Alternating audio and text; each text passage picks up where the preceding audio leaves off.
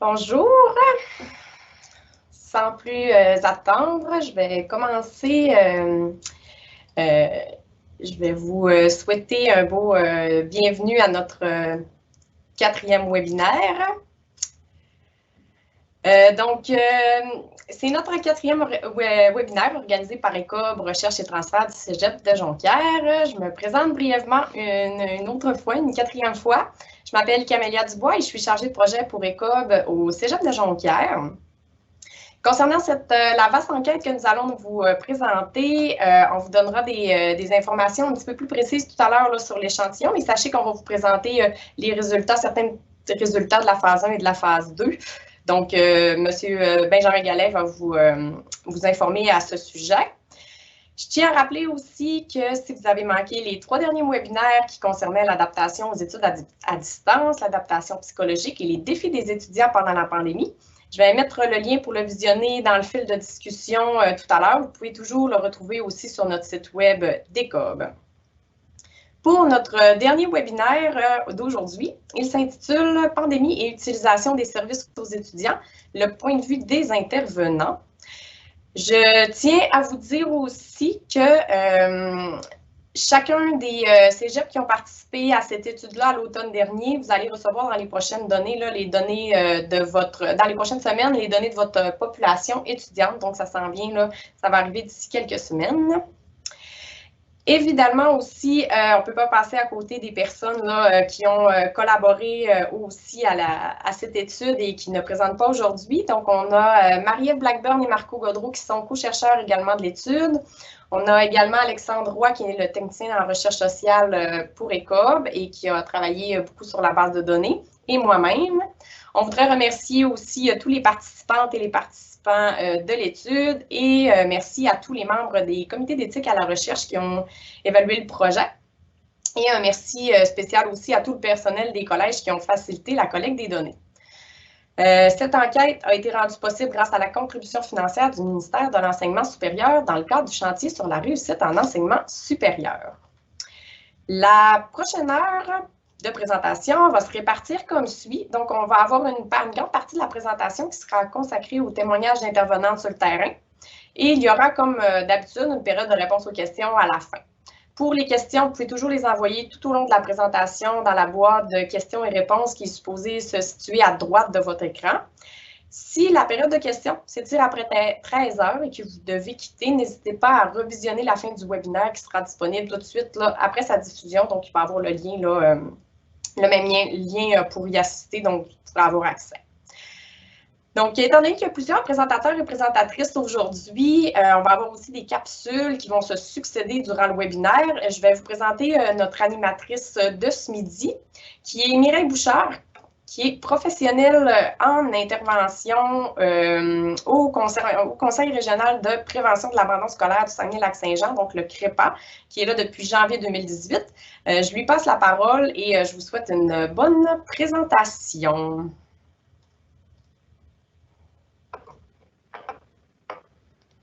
Donc, bonjour à tous et à toutes.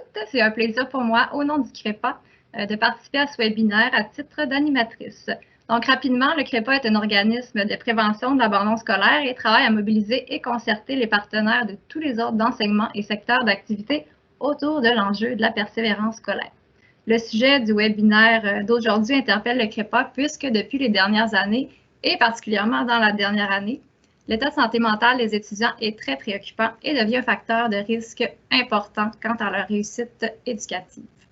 Face à ces préoccupations grandissantes, le CREPA a tenu en décembre dernier une rencontre régionale autour de cet enjeu où des professionnels du milieu de l'éducation, du communautaire et de la santé sont venus discuter et partager autour de leurs défis respectifs, mais aussi autour des partenariats à créer ou à renforcer afin d'augmenter leur pouvoir d'agir sur cette réalité.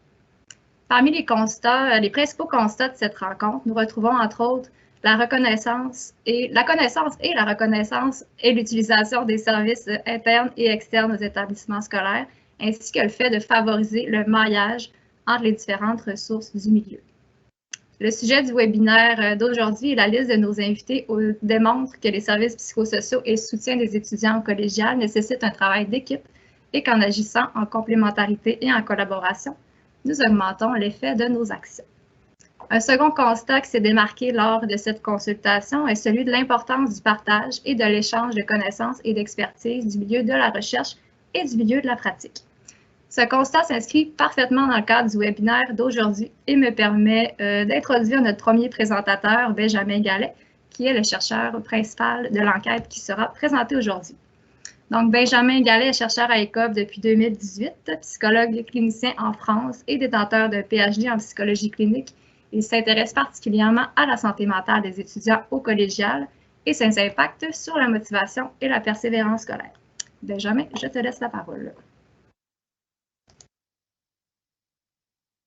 Merci Mireille. Bonjour à toutes et à tous. Nous allons commencer en fait par une brève description de l'étude en question et de ses échantillons. Mais pour une description plus complète, je vous invite à regarder notamment les webinaires 1 et 2 si vous ne l'avez pas encore fait.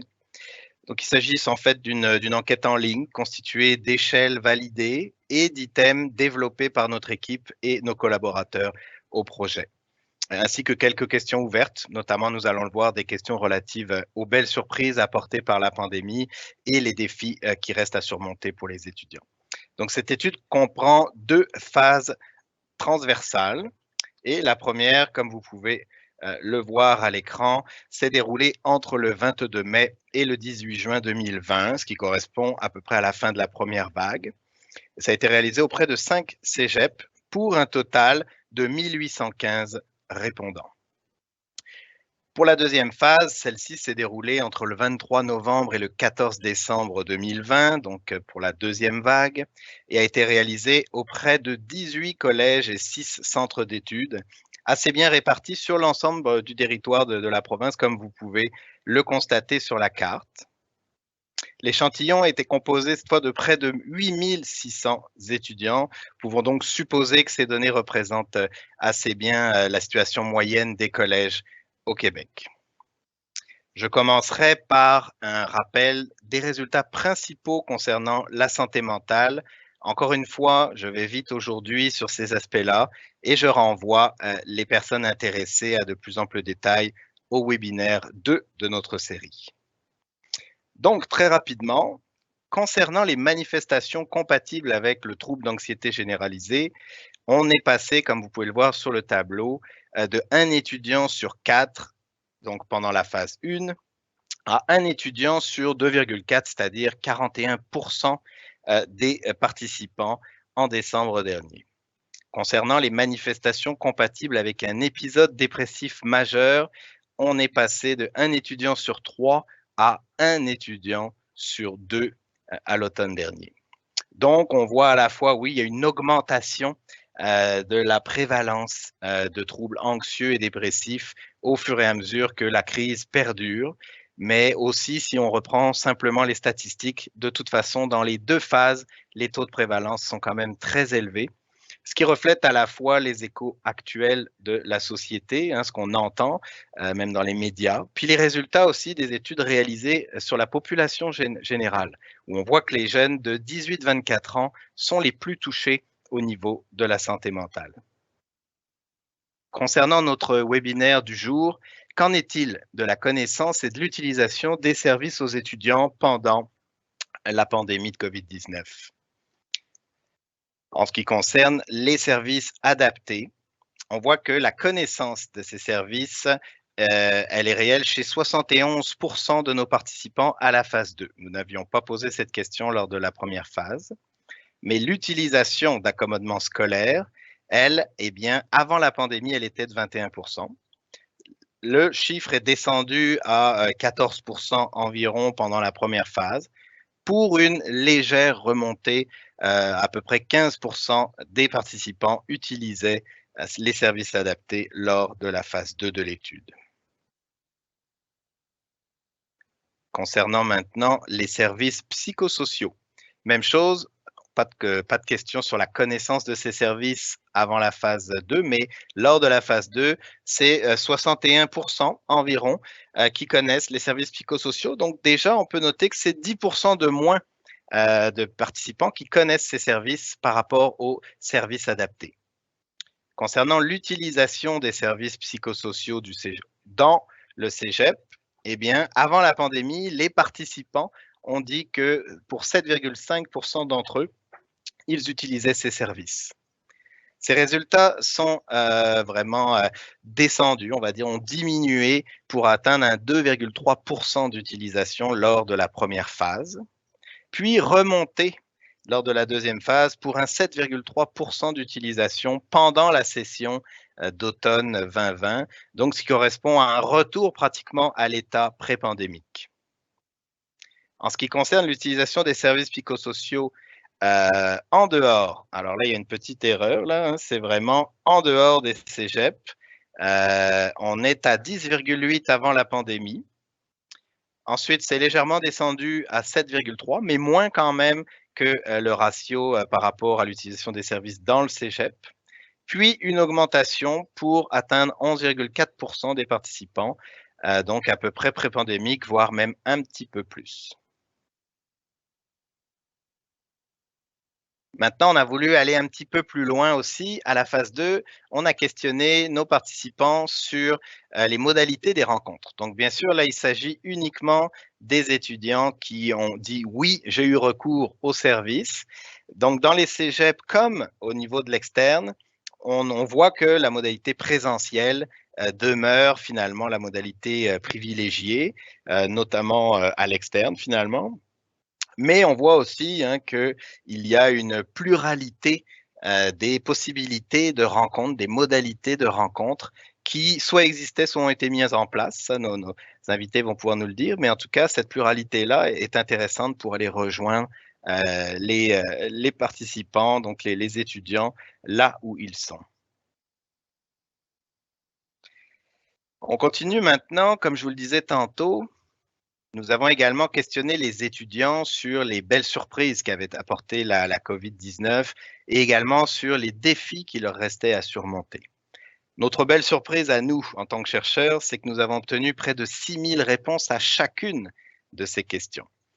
J'invite donc à nouveau les personnes intéressées à aller écouter le webinaire 3 qui justement décrit de manière thématique ce qui est ressorti de ces commentaires.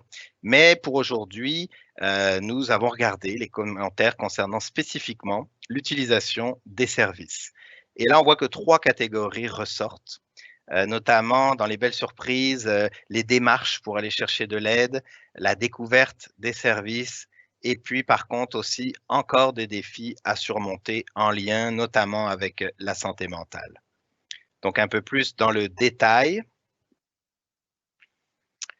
Pour la première catégorie, on voit que certains étudiants se sont pris en main, sont allés chercher de l'aide, une aide nécessaire pour aller mieux.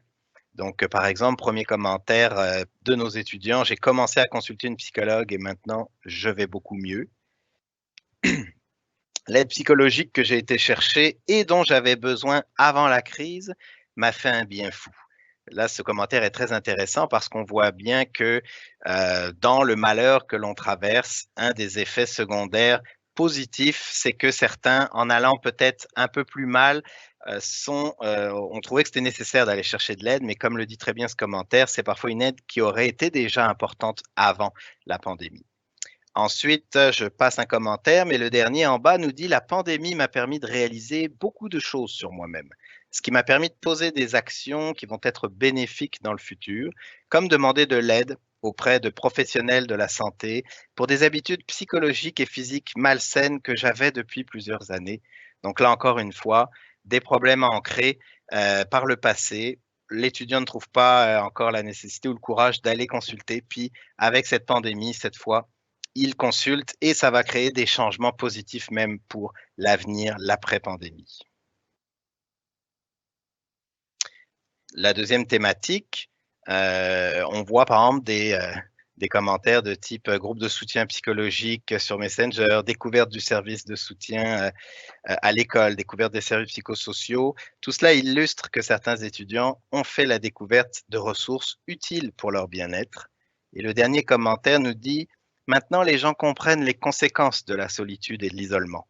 Des ressources se mettent en place pour aider ceux qui en vivent, ce qui délivre les gens qui en souffraient déjà auparavant du lourd fardeau de l'incompréhension. » Encore une fois, très grande richesse dans ce commentaire où là, on nous parle finalement de l'évolution potentielle de la société face justement à des troubles de santé mentale ou une détresse en tout cas qui tend à se majorer, à se normaliser, entre guillemets. Donc, pour ceux qui en souffraient avant, ben, ça fait changer l'idée de la société, l'image.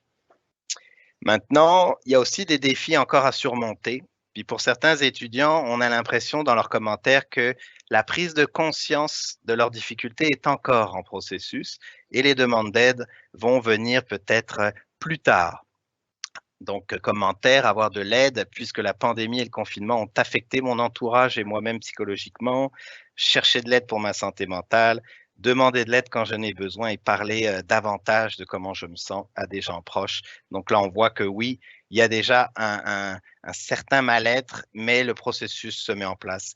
Et comme je le disais, ça veut dire que peut-être des demandes vont augmenter à l'avenir quand tous ces gens-là vont se mettre à aller chercher de l'aide. Donc, pour ce webinaire, on a pensé innover un petit peu. Donc là, je vous présente beaucoup de résultats, puis plutôt que d'essayer d'interpréter moi-même ces résultats en lien avec l'utilisation des services, on s'est dit qu'on allait inviter des intervenants de terrain à venir témoigner de leurs pratiques et de l'évolution des demandes des jeunes en lien avec la pandémie de COVID-19. Et je passe la parole à Mireille pour nous présenter ces intervenants. Merci, Benjamin. Très intéressant. Donc, effectivement, les prochaines présentatrices seront des intervenants donc, du milieu collégial. Donc, commençons tout d'abord. Ce sera sous formule de capsule vidéo. Donc, notre première intervenante est Mme Sarah Thériault-Trottier, qui est travailleuse sociale de formation et qui occupe un poste de coordonnatrice aux services psychosociaux et aux services adaptés à la direction des affaires étudiantes et communautaires du Cégep de Jonquière. Alors, bonjour à tous et toutes. Pour ma part, je vais vous partager notre expérience, nos constats face à toute la réorganisation et l'utilisation des services psychosociaux et des services adaptés au Cégep de Jonquière pendant la pandémie. Pour se mettre en contexte, de façon générale, aux services psychosociaux, là, on travaille sur 3 volets. Donc, le volet soutien aux étudiants, l'aide directe que l'on offre aux étudiants, la collaboration, le partenariat avec des personnes autant à l'interne qu'à l'externe, et la prévention et la sensibilisation. C'est certain que la mission et le mandat du service aux étudiants, c'est d'offrir un service pour les étudiants qui présentent des altérations de leur fonctionnement scolaire et aussi à tous ceux dont la situation ou l'état risque de nuire ou d'altérer leur fonctionnement scolaire. Et alors, inévitablement, le contexte de la pandémie a eu des impacts sur le cheminement scolaire et a occasionné des difficultés psychosociales chez nos étudiants, c'est certain. Il y a eu une augmentation des facteurs de stress assez rapidement, c'était inattendu, et ça a sollicité les étudiants à développer des capacités adaptatives assez rapidement. Mais de notre côté, aux services psychosociaux, on a également dû réorganiser entièrement nos services et modifier nos pratiques professionnelles. Ce qu'il faut comprendre, c'est que durant la phase 1, au niveau des services psychosociaux adaptés, on offrait uniquement des services à distance le temps de se réorganiser. Donc, on se rappelle là, de mars 2020 jusqu'à avril, on ne savait pas trop, tout a été fermé. Nous, on ne savait pas trop non plus comment on allait réorganiser. On n'était pas nécessairement prêts sur le plan informatique. Donc, on a continué d'offrir des services, principalement téléphoniques, un coup installé avec l'informatique, là, on a fait un virage web. Donc, on a vraiment adapté notre offre de services de soutien psychosocial pour bien répondre aux besoins qui étaient principalement ponctuels et immédiats, donc les situations de crise. On a mis en place un système informatisé pour attribuer les nouvelles demandes de consultation en ligne. Et tous les intervenants, les professionnels ont eu des formations par rapport aux modalités d'intervention en télépratique et en intervention téléphonique. Donc, ici, on a dû modifier nos services, on les a bonifiés, principalement pour cibler les étudiants à besoins particuliers là, ou ceux qui vivaient des problématiques en lien avec la santé mentale ou, par exemple, qui avaient des enfants à charge. Fait que tout de suite, durant la phase 1, ce qu'on a fait, c'est qu'on a listé tous nos étudiants desservis par l'équipe des services adaptés. On a recommuniqué avec eux pour réévaluer les mesures d'aide ainsi que les accommodements avec leurs limitations parce que le contexte à distance faisait en sorte que les étudiants n'avaient plus nécessairement les mêmes réponses à leurs besoins et à leurs limitations. Donc, on a réévalué, communiqué avec tout le monde. On a aussi été très à l'affût pour les étudiants avec des enfants à charge et les familles monoparentales, parce qu'on sait que le contexte était vraiment difficile d'étudier à distance quand tu te retrouves avec ta famille. C'est pas nécessairement possible. Donc, on a accordé quand même une grande sensibilité à ces personnes-là, ainsi qu'aux étudiants internationaux ou nos étudiants hors région, là, qui vivaient beaucoup d'incertitudes, qui étaient liées au nombre du gouvernement. Est-ce qu'on peut repartir chez nous en zone rouge? Alors voilà. Fait que ce qu'on a observé, nous, durant la première vague, donc un peu en lien avec la phase 1 de l'étude, qui était de mars à juillet, au niveau du nombre et de la nature des demandes, on a remarqué une légère baisse des demandes qui s'explique principalement de notre côté par la réorganisation des services et le contexte de fin de session. Bien sûr, là, toute la population était en phase d'adaptation. Donc, les motifs de consultation chez nous, c'était vraiment principalement lié à la présence d'anxiété qui est due au contexte qui générait vraiment beaucoup d'incertitudes. Les demandes d'aide et puis les interventions étaient vraiment principalement orientées pour favoriser la poursuite des études.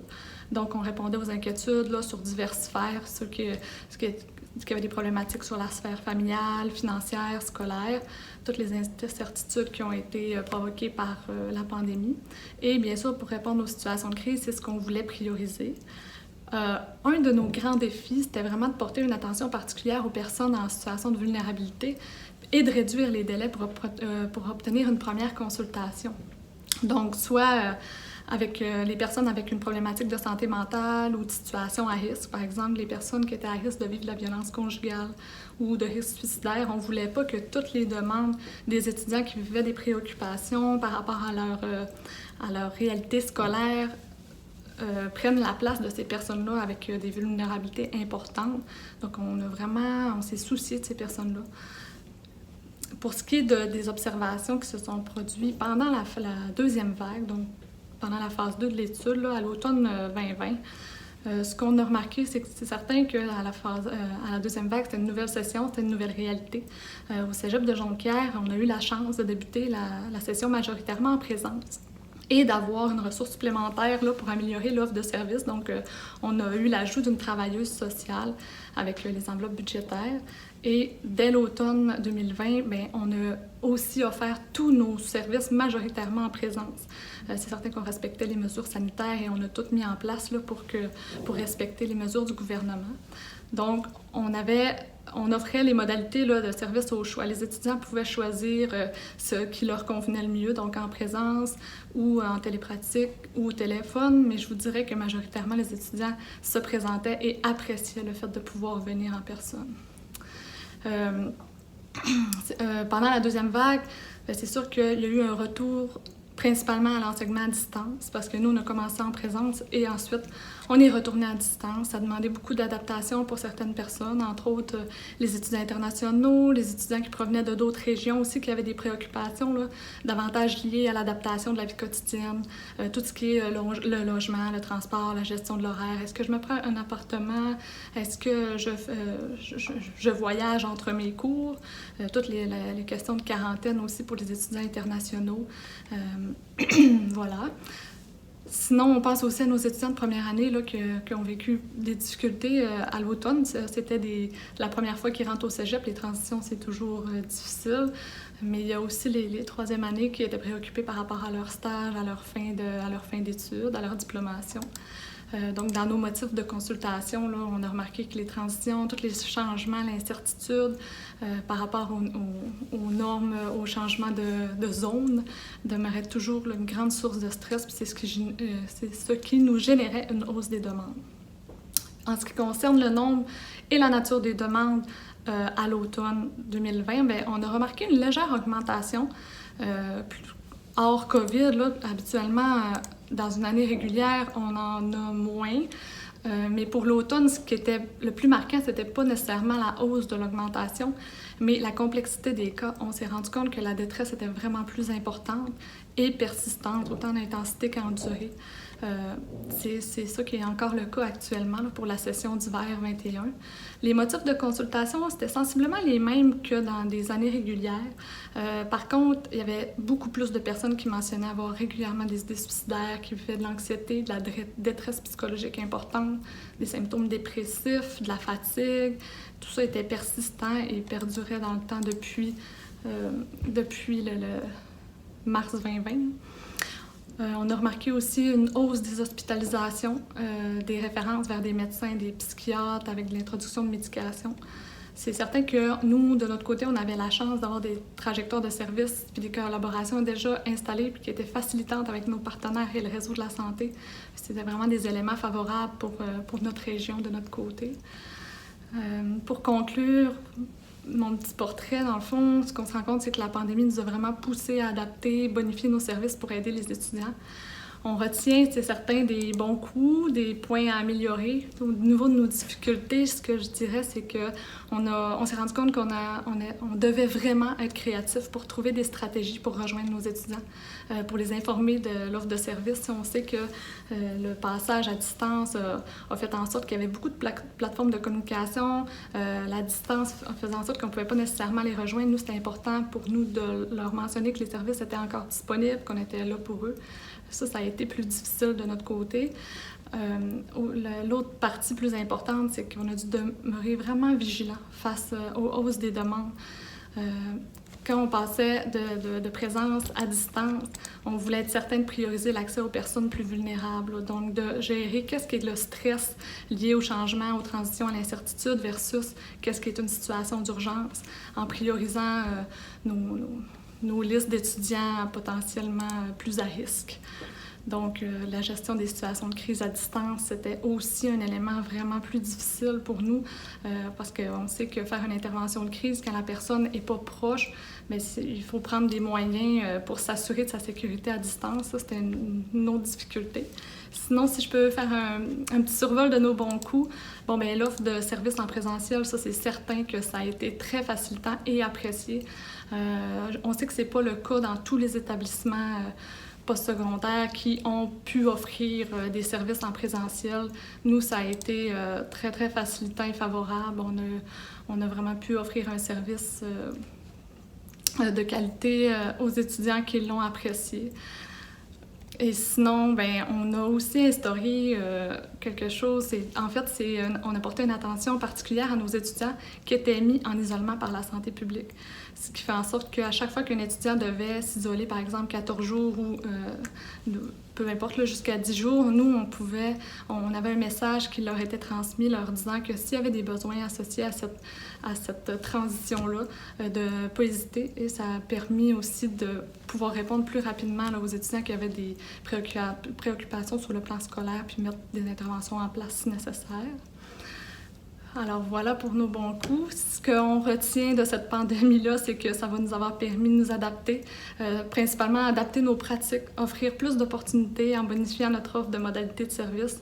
Je crois que ces modalités-là, tant en télépratique qu'à téléphonique ou en présence, vont rester les mêmes après la pandémie parce que c'est quelque chose de positif qui a servi à plusieurs étudiants, même aux intervenants. Alors voilà, c'est ce qui complète le portrait de l'utilisation des services psychosociaux pendant la pandémie au Cégep de Jonquière. Je vous remercie et bonne journée. Donc, merci à Mme Thériault-Trottier de nous avoir partagé ce témoignage par capsule vidéo. Notre prochaine intervenante, il s'agit de Josiane Turcotte, qui est éducatrice spécialisée de formation et elle complète actuellement un baccalauréat en enseignement professionnel et technique à l'UQAM. Elle occupe présentement un rôle de technicienne en travail social au Cégep du Vieux-Montréal. Madame Turcotte, à vous la parole.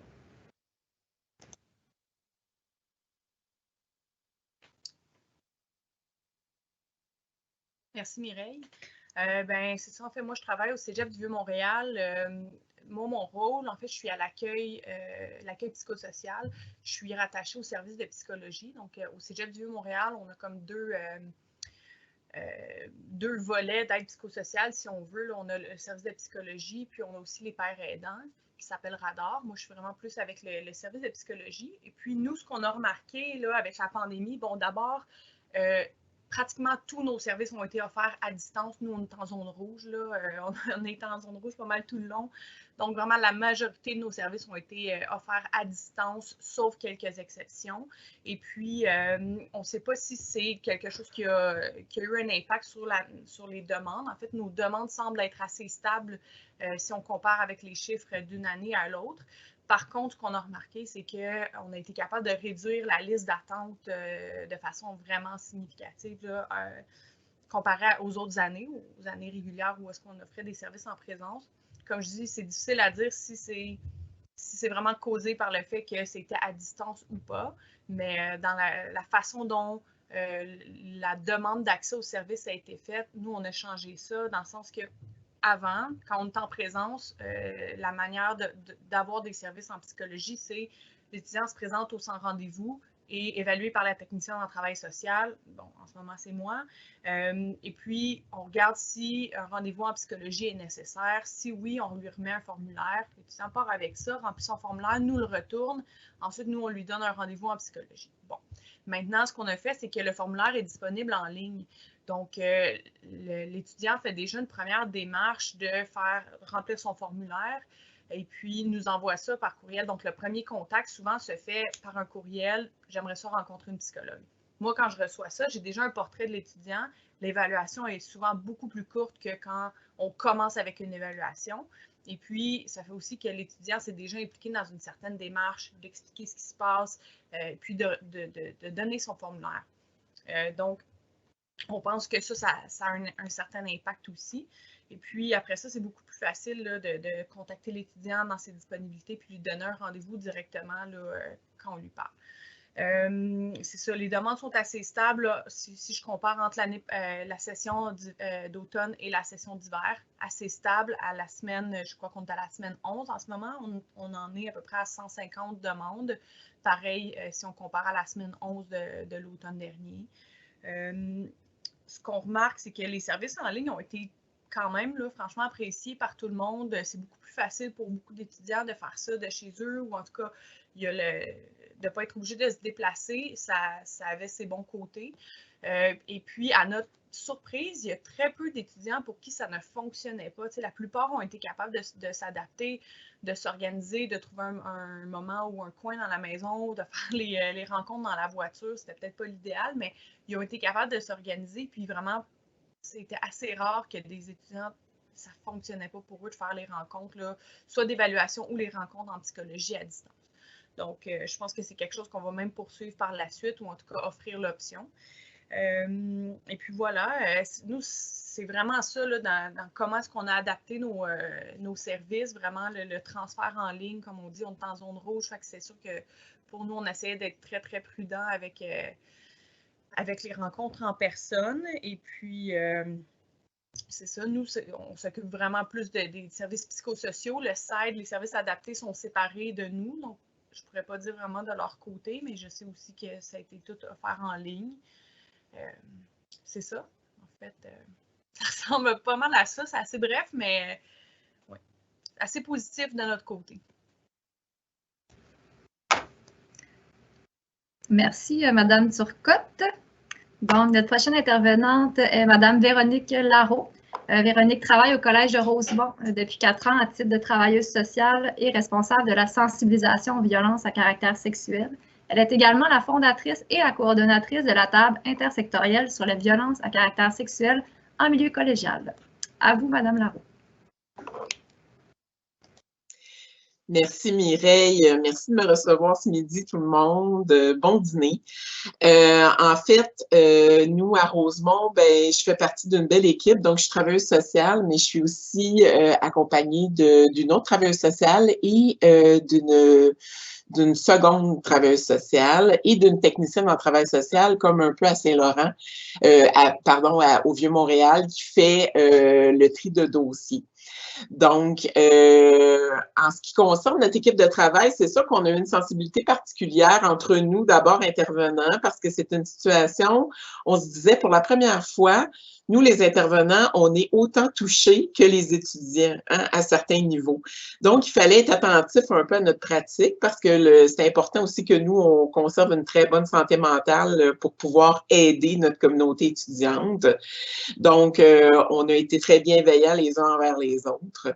On a remarqué, comme Josiane disait, que nous aussi, que les situations aussi même des fois se cristallisaient. Hein? Donc, les étudiants avaient pris beaucoup de temps avant de venir nous voir et ça faisait que, ben, dans le fond, les références, des fois, devaient être beaucoup plus complètes, devaient être beaucoup plus importantes. Et évidemment, ben, à Montréal, on a un peu la réalité que nos services publics sont saturés. Et ben, dans les derniers mois aussi, on a eu aussi malheureusement la mauvaise surprise aussi que les services au privé, les services de psychologues, sexologues, notamment dans mon domaine en violence sexuelle, étaient très, très saturés aussi. Donc, ça fait que même quand tu veux payer un bon montant d'argent pour avoir accès à un psychologue au privé, l'attente est grande. Ce qui faisait qu'on devait assurer vraiment un filet de sécurité à nos étudiants durant cette période-là. Et pour nous, parfois, les rencontres un suivi normal, court terme, qui était de 5 à 6 rencontres, pouvait passer des fois jusqu'à 10-12 rencontres. Donc, le bassin d'étudiants était sensiblement le même. Nous non plus, on n'a pas vraiment vu une diminution au niveau de l'accueil de nos étudiants. Par contre, ce qu'on s'est rendu compte, c'est qu'il fallait faire vraiment beaucoup plus d'efforts pour promouvoir nos services psychosociaux, donc par des publicités sur le portail et tout. Puis, ben, en parlant un petit peu en équipe, ce qu'on s'est rendu compte, c'est qu'il y avait une partie de ça pouvait s'expliquer par le fait que les enseignants n'avaient pas autant de liens avec les étudiants que d'habitude. Il y a beaucoup d'enseignants qui nous ont rapporté, et même d'étudiants, ben c'est difficile parce que dans les cours, tout le monde ferme sa caméra, donc l'établissement de lien autant entre étudiants qu'avec l'enseignant était plus difficile. Puis on sait que souvent, les enseignants sont vraiment un lien précieux au niveau du dépistage. Ils peuvent nous référer des étudiants, ils ont un lien privilégié. Donc, ça, c'est quelque chose qu'on a remarqué. Peut-être aussi que le fait que les étudiants étaient davantage aussi dans une bulle un peu plus hermétique en raison de tout ce qui est distanciation sociale. Et comme le disait Josiane, nous aussi, ben c'est ça, on est en zone rouge. Donc, il y a eu un petit peu quand même une propagande, un petit peu de peur. Puis bon, ben, je pense qu'il y a un certain dosage que oui, effectivement, là, c'était important de dire que c'était dangereux et qu'on devait avoir des mesures sanitaires en place et tout, mais il y a des gens qui ont pris ça vraiment au premier degré, puis ça crée vraiment beaucoup d'anxiété. Donc, ça aussi, ça l'a ralenti probablement l'accès aux services. Donc, des étudiants qui se retrouvent dans notre bureau et qui nous disent « Ben Véronique, il aurait fallu que je vienne te voir avant, puis je me rends compte que le contact est bon et facile. Mais après ma barre, je me suis dit, j'ai tout ce qu'il faut pour m'en sortir moi-même. » Ce qui est un réflexe aussi habituellement très normal chez l'être humain de vouloir prendre sa vie en main et avancer soi-même avant de tendre la main peut-être à une inconnue, hein, pour avoir de l'aide. Les problématiques souvent rencontrées, ça se compare un petit peu à mes collègues précédentes. Donc, anxiété, c'est quelque chose qu'on a toujours dans nos institutions, même pas en temps de pandémie. L'isolement, les cas de violence conjugale, oui, beaucoup plus. Une difficulté aussi au niveau de la motivation scolaire, c'est ce qu'on a remarqué. Se motiver à être en ligne, se motiver à ouvrir sa caméra, se motiver à avoir une routine, puis à faire ses travaux, puis à avoir une hygiène de vie. Aussi, des problèmes de communication aussi, puis peut-être un peu plus relationnel avec les membres de la famille, parce qu'on n'est pas habitué d'être constamment dans la même bulle. Puis là, tout le monde travaille à la maison. Puis des fois, on parle de grosses familles. Nous, on est un cégep très multiculturel. Ici, à Rosemont, on a plus de 90 communautés culturelles de représentées. Donc, ça fait qu'il y a beaucoup de gens qui vivent en communauté vraiment, même familiale, et qui venaient nous dire aussi, ben pour moi, c'est la première fois que j'utilise des services psychosociaux parce que parfois, j'ai je veux pas me confier à ma famille, je suis trop près d'eux, ça m'énerve. Puis des fois, c'est j'ai pas accès à mon réseau de soutien habituel. Donc, des gens qui se tourneraient habituellement pour avoir de l'aide et du réconfort se tournaient vers leur communauté d'origine habituellement et là, venaient plus vers les services psychosociaux. Ce qui a été quand même un bon coup pour nous parce que ces étudiants-là, ce qu'ils nous ont manifesté, c'est que c'était vraiment très positif pour eux et probablement que dans l'avenir, ils récidiveraient. Donc, ça a un petit peu contribué peut-être à déconstruire certains tabous qu'il y avait autour du fait de se confier à des gens professionnels qui sont peut-être pas de notre culture, de notre religion et tout. Donc, à ce niveau-là, ça a été positif. Puis pour terminer, ben, je parlerai moi aussi évidemment de tout ce qui est la flexibilité des modes de rencontre. Il a fallu vraiment qu'on se revire de bord, comme on dit, et qu'on puisse vraiment bonifier notre offre de service à ce niveau-là. Au début, les intervenants se disaient, ben il va nous manquer des données. Est-ce qu'en situation de crise, on va être capable quand même d'être aussi efficace, d'être aussi aidant? Étonnamment, pour certains étudiants, il y a eu quand même beaucoup de confort et de réconfort dans ces rencontres-là.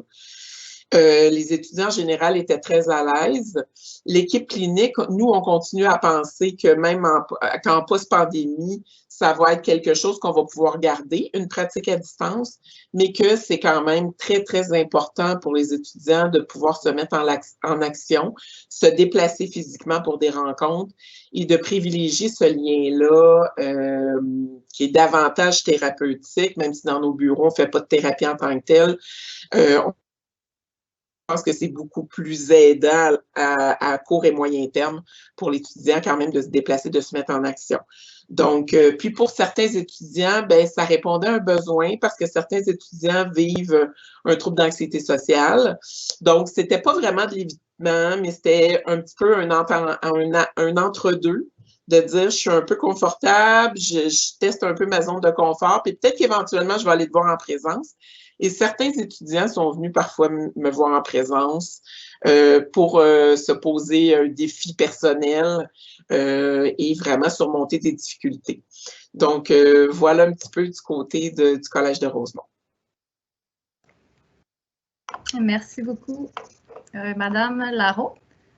Donc, notre prochaine intervenante au milieu collégial sera Madame Joanie Paré, qui œuvre dans le milieu collégial depuis 9 ans. Elle agit présentement à titre de conseillère en services adaptés et comme intervenante psychosociale au Collège O'Sullivan de Montréal.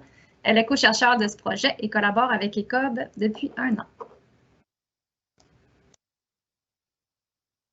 Merci Mireille, bonjour. Moi, je vais me concentrer exclusivement aux services adaptés, là, puisque vous avez eu quand même 3 intervenantes là, qui ont quand même bien fait un beau portrait pour les services psychosociaux. Qu'est-ce qu'on a remarqué pour les services adaptés? C'est qu'il n'y a pas eu de diminution de demande pour évaluer la condition, pour mettre en place un plan d'intervention et pour mettre en place des accommodements scolaires. Donc ça s'est maintenu. Par contre, qu'est-ce qu'on a remarqué, c'est qu'il y avait une diminution de la demande pour des accompagnements éducatifs et il y avait une diminution du nombre de rencontres par étudiant. On a remarqué aussi une diminution des accommodements scolaires qui étaient attribués aussi aux modalités pédagogiques et d'évaluation dues au fait qu'on était aux études à distance. Donc, c'est la mise en place de stratégies qui étaient en lien avec la pédagogie inclusive, comme l'enregistrement de cours, où l'étudiant peut revisionner, le temps supplémentaire qui était inclus dans la période de classe pour l'examen, les notes de cours, etc., l'accès aux outils technologiques comme Antidote Web, c'est ce qui a fait en sorte qu'on avait moins de demandes d'accommodement scolaire, mais c'était surtout en lien avec les évaluations. Mais on avait autant le même nombre d'étudiants qui étaient inscrits au service adapté.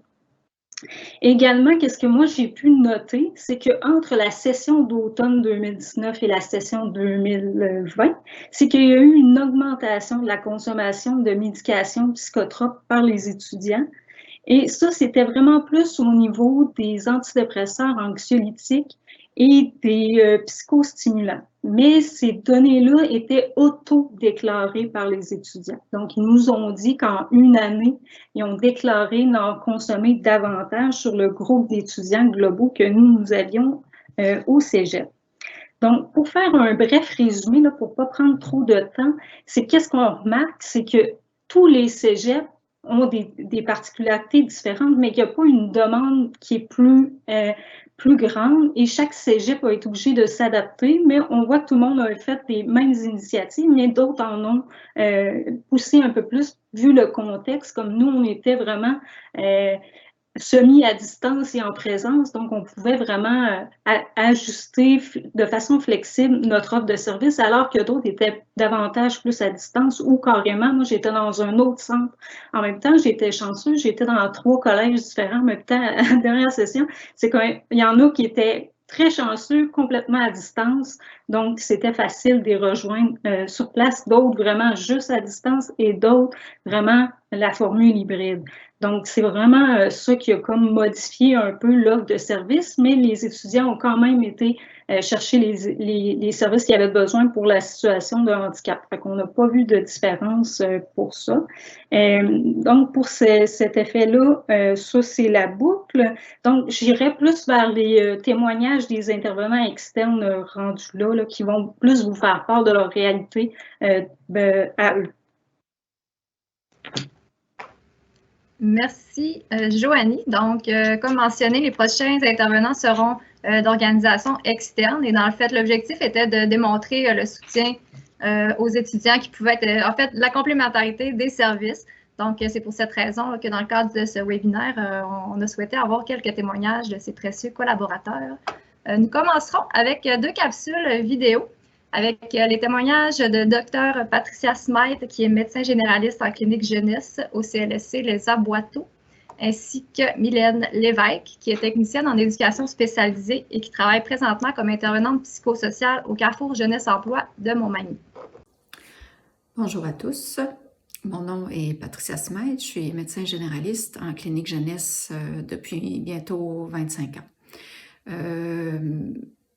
On m'a demandé de témoigner de l'évolution de la santé des jeunes, probablement en lien avec ce certain recul que j'ai. Si on parle au niveau des raisons de consultation, au niveau physique ou des constats physiques, de la santé physique, je parlerai en premier de l'obésité qui est nettement plus prévalente qu'il y a 20 ans. Chez cette clientèle et tous les problèmes de santé que ça peut amener que d'être obèse, c'est-à-dire au niveau syndrome d'apnée, hypopnée du sommeil, diabète, dyslipidémie, facteur de risque au niveau cardiovasculaire, arthrose, pour ne nommer que celle-là, sans parler des problèmes psychologiques que ça peut amener aussi. Dans un autre ordre d'idée, au niveau de la santé mentale, on note aussi, et je ne suis pas la seule à le noter en clinique jeunesse, une nette augmentation des raisons de consultation pour des problèmes de santé mentale, entre autres l'anxiété, troubles de consommation, troubles déficitaires de l'attention avec ou sans hyperactivité, troubles de l'humeur. Voilà, il y a une nette augmentation de la prévalence de ce type de clientèle dans nos bureaux. Au niveau des défis que ça amène, je dirais que c'est de développer des ressources suffisantes pour adresser ces problématiques, que ce soit au niveau nutrition, au niveau psychologique, travailleurs sociaux, éducateurs spécialisés. Les ressources actuelles m'apparaissent en tout cas insuffisantes, avec des accès qui sont souvent assez longs pour avoir des services de ce type. Alors, c'est probablement le défi des prochaines années à venir pour répondre aux besoins. Pour terminer, au niveau de la pandémie, est-ce que ça a changé ma pratique? Oui, je vous dirais qu'on fait plus de consultations téléphoniques, même si ce n'est pas mon mode préféré d'intervention. Et par contre, l'utilisation des courriels aussi a augmenté beaucoup dans la dernière année, que ce soit pour faire parvenir des demandes d'examen, de prise de sang, des certificats médicaux, toutes sortes de documentation qui peuvent être utiles pour les patients ou pour le suivi. Alors voilà, j'espère que ce court témoignage pourra vous être utile et je vous remercie de votre attention. Bonjour, moi c'est Mylène Lévesque et je suis intervenante pour le Carrefour Jeunesse Emploi de Montmagny. Ce que j'ai pu remarquer, surtout en lien avec la pandémie et le confinement depuis l'an passé, c'est que chez nos jeunes, chez notre clientèle, ça a généré beaucoup d'anxiété pour eux, beaucoup de stress. Même quelques-uns avaient parfois du mal à juste faire le pas pour sortir de la maison, pour aller faire des commissions, pour aller faire l'épicerie et tout ça. Donc, ça a été vraiment beaucoup de gestion par rapport et de l'intervention par rapport à l'anxiété à ce moment-là. Il y a aussi des jeunes qui parfois étaient beaucoup moins motivés pour ce qui était des cours en ligne, bien évidemment. Depuis, nous, dans le fond, en fait, moi, j'ai la chance de travailler en collaboration beaucoup avec le milieu, vu que je suis au communautaire. Donc, je peux travailler avec les parents, faire un partenariat avec le CLSC, tous les intervenants du milieu. Donc, ça me permet d'être vraiment plus présente dans ma communauté ici, puis beaucoup plus présente auprès des jeunes aussi. J'ai comme cette espèce de latitude-là qui peut-être d'autres personnes n'ont pas quand c'est un milieu beaucoup plus encadré. Il y a aussi une baisse des services qu'on a pu remarquer. Auparavant, il y avait des cuisines collectives et des activités qui se faisaient sous forme de cette façon-là. C'est certain que, à cause de la COVID et du confinement, c'est quelque chose qui est moins accessible. Par contre, pour nous, au Carrefour, ce qu'on essaie de faire, c'est de mettre l'emphase sur le positif. Donc, tout ce qui est activité qui peut procurer des moments positifs à nos jeunes, c'est des choses qu'on fait. Comme cet hiver, on est allé faire de la randonnée, de la raquette, du ski de fond. L'été passé, on est allé faire du kayak. Donc, on essaie vraiment de leur faire des mouvements, leur faire vivre en fait des moments positifs pour essayer qu'ils puissent moins penser aux impacts négatifs que la COVID a en ce moment. Donc, pour ma part, c'est ce que j'avais à dire. Merci! Donc, merci, mesdames, pour ce témoignage. Nous passons sans plus tarder à notre dernière intervenante. Il s'agit de Mme Catherine Bouliane-Simard, qui termine actuellement son doctorat en neuropsychologie clinique à l'Université du Québec à Chicoutimi. Elle travaille présentement en santé mentale première ligne au CLSC de Chicoutimi et en santé mentale deuxième ligne à l'hôpital de Chicoutimi. À vous, Mme Bouliane. Oui, bonjour à tous. Moi, je vais parler surtout pour la santé mentale première ligne en CLSC, donc parce que c'est là qu'on risquait de voir le plus d'étudiants collégiaux se présenter. Pour la dit de la part de nos coordonnatrices, là, des personnes qui reçoivent les demandes, c'est qu'on ne voit pas encore la clientèle étudiante, la clientèle collégiale surgir davantage que ce qu'on voyait avant. Les hypothèses pour ça étant que probablement que les services sont suffisants, peut-être que les services au cégep, au collégial qu'on pense ou répondent bien à la demande. Ce qu'on voit, par exemple, c'est que les clients qu'on a sont souvent plus sévères, ont plus de problématiques. On a quand ils arrivent à ce moment-là, souvent il y a des choses... Certains parlaient de cristallisation aussi, où il y a des choses, ils ont attendu un peu plus longtemps, donc quand ils arrivent, ils ont plus de besoins. Ça, on le voit.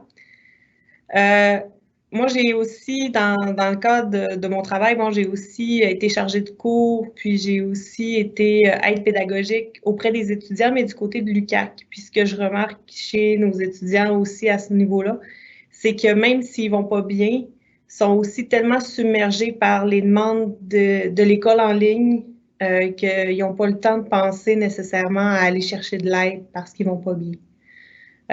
Ils sont occupés à garder la tête hors de l'eau puis à essayer de réussir quand même leur cours pour leur avenir après.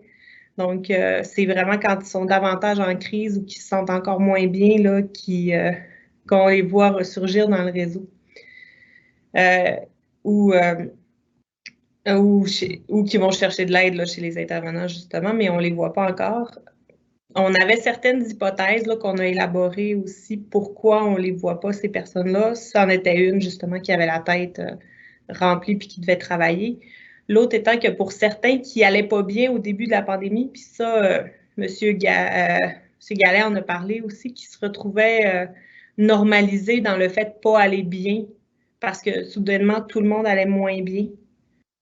Donc, avait allaient mieux ou ceux qui étaient anxieux socialement, par exemple, le fait de ne plus avoir besoin de se présenter au cours, ça a fait qu'ils allaient mieux pendant un certain temps aussi. Fait que pour le réseau de la santé au Saguenay-Lac-Saint-Jean, là, pour les CLSC, à Chicoutimi, à Jonquière aussi, là, on n'a pas tant de demandes d'étudiantes que ça, mais on est disponible comme étant pour être des professionnels répondants là, si jamais des intervenants ont des besoins ou si jamais il y a des cas qui soulèvent plus de besoins ou qu'on voit moins souvent, là, on est disponible pour répondre aussi aux questions. Peut-être pouvoir offrir des services en commun aussi là, qui pourraient être discutés, la possibilité, par exemple, de faire des groupes où les étudiants pourraient se sentir aussi compris, être ensemble, puis voir qu'ils sont un peu tous dans le même bateau à certains moments. Là. Ça ressemble pas mal à ça, moi, ce que j'avais à dire.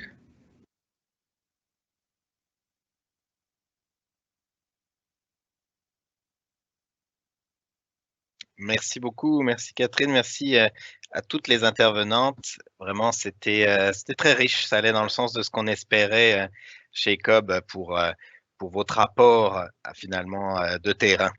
Donc, pour conclure, on a vu finalement, je fais un petit wrap-up là de tout ce qu'on a vu, des modalités de soutien variées, donc qui démontrent l'adaptation finalement des services offerts aux étudiants, que ce soit les services dans les cégeps ou à l'extérieur. Et finalement, ceci a permis à certains étudiants de faire des demandes ou d'accéder plus facilement aux services, voire même d'accélérer l'accès à ces services, comme certaines intervenantes nous ont dit. Puis encore une fois, on a d'autres propos pour illustrer cela, des commentaires d'étudiants, commencer une thérapie en relation d'aide à distance pour comprendre mes relations interpersonnelles, ou encore ma belle surprise, la découverte des services psychosociaux. On voit à quel point ça a été important. Deuxième aspect des conclusions, un petit peu chez tout le monde. Alors, soit vous avez témoigné, mesdames, qu'il n'y avait pas de diminution, en effet, par rapport à ce qu'on avançait à la phase 1, mais finalement, la phase 2, nos résultats démontrent qu'il n'y a pas non plus plus de demandes qu'avant la pandémie, alors que les résultats sur la détresse montrent au contraire qu'il y en aurait plus qu'avant. Donc, on peut conclure aussi que vous n'observez pas sur le terrain d'augmentation significative des demandes, mais peut-être chez certains d'entre vous, des cas plus complexes, justement, dû au fait que peut-être la situation s'est cristallisée, qu'il y a un délai dans la capacité de demander de l'aide parce que, justement, les étudiants sont déjà beaucoup pris avec les aspects pédagogiques et peut-être chez certains aussi parce que la crise, les conséquences de la crise font qu'on est dans des cas plus complexes. Puis là encore, on peut illustrer ce propos avec un commentaire où on voit qu'on nous parle carrément de sentiments de délire, de folie, de dépenses impulsives, donc une santé mentale qui chez certains est passée en effet peut-être davantage du côté de ce qu'on appelle la psychiatrie, et ça renvoie peut-être également au rôle, hein, c'est quoi le rôle des intervenants dans les cégeps par exemple face à ces situations-là. Et donc, pour continuer avec ces conclusions, on voit aussi, grâce à vos interventions, mesdames, de la nécessité de collaboration, voire même de partenariat entre justement les institutions, les établissements d'enseignement et les services offerts à l'externe, que ce soit communautaire, hospitalier et bien sûr privé aussi, même si là on n'a pas été chercher d'intervenants de ce côté-là. Mais voilà, parce qu'un réseau, une collaboration harmonieuse, c'est ce qui permet l'optimisation des soins. Puis à l'inverse, quand il y a des problèmes dans ces partenariats-là, ou en tout cas dans la disponibilité, bien sûr, de chacun, d'autres ont pu le témoigner aujourd'hui, là, ça devient un problème parce que justement, il en revient à l'enseignement, à l'établissement d'enseignement de prendre en charge, on va dire, des cas qui sont peut-être trop complexes, trop spécifiques ou qui demandent des soutiens trop longs. Et ça, c'est quelque chose qui existait avant la pandémie, mais qui est amplifié par justement cette situation d'urgence et de crise actuelle, d'où l'idée qu'une mise en place d'un réseau au moins local de soins en santé mentale s'avère primordiale pour maintenant et pour demain. Voilà un petit peu ce qui conclut notre webinaire. Je laisse la parole maintenant à Mireille pour les questions-réponses. Merci encore à toutes et à tous. Oui, merci. Benjamin, Donc, nous le savons, il est 13 heures, donc ceux qui doivent quitter, vous réécouterez la période de questions en enregistrement. On a reçu quelques questions dans le chat. Une question très intéressante, en fait, qui pourrait s'adresser à Mme Larreau ou Mme Paré, laquelle de vous deux souhaitera y répondre. Est-ce que l'offre de service à distance est quelque chose qui peut être maintenu même après la COVID pour joindre le plus d'étudiants? Donc, Mme Turcotte en a parlé, mais peut-être y aller de façon plus spécifique. Est-ce que vous pensez que c'est quelque chose qui peut être faisable une fois la pandémie terminée? On pourrait y aller avec Mme Larreau, vous hochez de la tête, donc allez-y. Donc, oui, je peux y aller. Ben, en fait, comme je le disais, oui, je crois que ça peut rejoindre un certain nombre d'étudiants, faciliter beaucoup au niveau de la gestion du temps. Donc, c'est un service qu'on pourrait offrir en termes de quelque chose de complémentaire à nos services déjà de base. Je pense que oui, ça mérite d'être conservé. Nous, ici à Rosemont, vu que l'essence même de notre collège, on est considéré comme quand même un cégep de peut-être 3500 étudiants. Nous, c'est vraiment dans notre ADN, le lien très, très humain. Donc, c'est sûr qu'au niveau clinique aussi, on a cette philosophie-là d'intervention, de beaucoup privilégier les liens face à face. Et comme je le disais, chez certains étudiants, ça aide de se mettre en action pour quelque chose, donc de se déplacer pour une demande d'aide et tout. Mais oui, pour terminer, oui, je considère que c'est quelque chose qu'on devrait conserver après la pandémie. Merci beaucoup, Mme Larreau. On aurait une question peut-être pour Mme Paré concernant, vous avez parlé de l'augmentation de la médication, le point de vue des étudiants. Est-ce que vous avez une explication? Comment vous expliquez ça? Du lieu que vous le pouvez.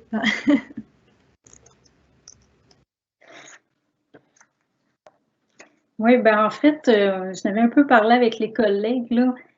Moi, mon explication est plus aussi au fait que c'était auto-déclaré, comme je l'ai dit au début. Est-ce que les étudiants étaient plus à l'aise de nous le dire par rapport à la session automne 2019? Ils étaient plus à l'aise rendus à 1 an plus tard. Ça peut être quelque chose, mais en même temps, bon, il y a eu la pandémie, comme on parlait avec Benjamin, ben, il y a eu une hausse de la détresse, on vous l'a montré avec les résultats. C'est sûr que ça, c'est comme primordial, mais la contrepartie, c'est qu'il n'y a pas eu de demande additionnelle pour de l'aide. Fait que là, moi, mon explication, je me suis dit, est-ce que les étudiants sont moins portés à venir vers nous, mais c'est plus facile pour eux d'aller consulter leur médecin et avoir une médication. Là, ben, c'est une explication aussi. On ne peut pas avoir la vraie bonne donnée, c'est quoi qui explique quoi, mais c'est sûr que l'augmentation de la détresse explique en partie pourquoi il y a une augmentation de la médication.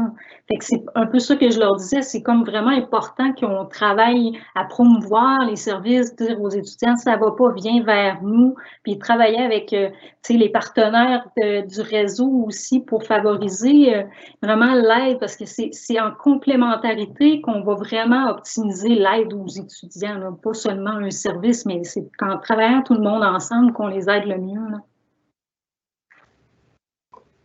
Merci, Mme Paré, pour votre réponse. On va prendre une autre petite question, je crois. Je prends cette décision. Question intéressante concernant, donc, on a parlé par rapport aux étudiants qui hésitent à aller chercher de l'aide. Donc, peut-être, Benjamin, on a parlé un petit peu de la connaissance des services et tout ça, mais d'utiliser les services. Qu'est-ce que le cégep et les intervenants peuvent faire, en fait, pour... Est-ce qu'il faut attendre que le mal-être de ces étudiants soit visible pour agir? Donc, je ne sais pas qui pourrait répondre à cette question. Vous pouvez me faire un petit signe. Madame Larreau, oui, absolument, je vous passe la parole. Ben, j'ai pas une réponse très scientifique.